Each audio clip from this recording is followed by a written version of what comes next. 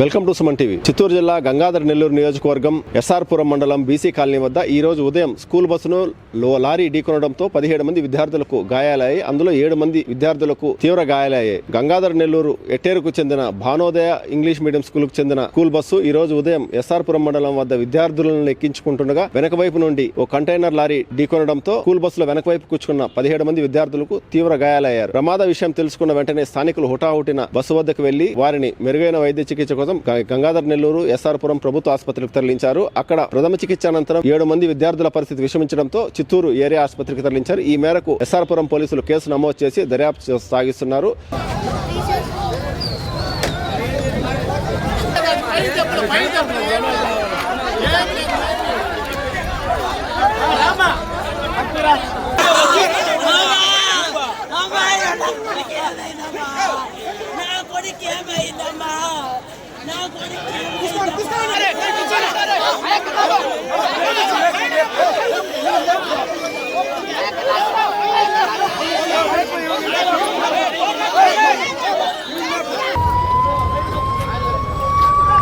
Bhanodaya school డ్రైవర్ని నేను స్కూల్లో దాదాపు 25 సంవత్సరాలుగా పనిచేస్తున్నాను.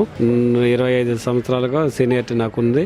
ఈరోజు అనగా శుక్రవారము 30వ తేదీ ఉదయం 7 గంటలకి నేను బండి స్టార్ట్ చేసుకుంటూ పల్లిపట్టు నుండి బయలుదేరి స్కూల్కి పిల్లల్ని పికప్ చేసుకుని వస్తున్నప్పుడు సార్పురం మండలం సంగం డైరీ దగ్గర బీసీ కాలనీ దగ్గర నేను ఆపి స్కూల్ పిల్లలు ఉన్నారు అక్కడ ఎక్కించుకునే సమయంలో నేను ఆపేసి ఎక్కించుకునే సమయంలో వెనక నుండి ఒక తమిళనాడుకు చెందిన కంటైనర్ లారీ ఒకటి వచ్చి అతను వెనక నుండి నా బస్సుని కొట్టి డ్యామేజ్ చేసినాడు. ఆ డ్యామేజ్లో సుమారు ఒక 10 మంది పిల్లలకి చిన్న చిన్న దెబ్బలు తగినాయి. అక్కడ నుండి వారిని హాస్పిటల్కి తీసుకుని వచ్చి ఇది చేస్తూ నన్ను ఆ లారీ వచ్చి నా బస్సుని వెనకాల కొట్టి తన తర్వాత మళ్ళీ ఇంకొక కరెంట్ పోల్ కొట్టి ఆ తర్వాత అది బోల్తా పడటం జరిగింది. అక్కడ నుండి ఆ డ్రైవరు దూకేసి పరారైపోయి వెళ్ళిపోయాడు. ఇంకా మేము వచ్చి పిల్లల్ని గవర్నమెంట్ హాస్పిటల్లో తీసుకొచ్చి ట్రీట్మెంట్ చేసి వాళ్ళని ఇది చేసినారు.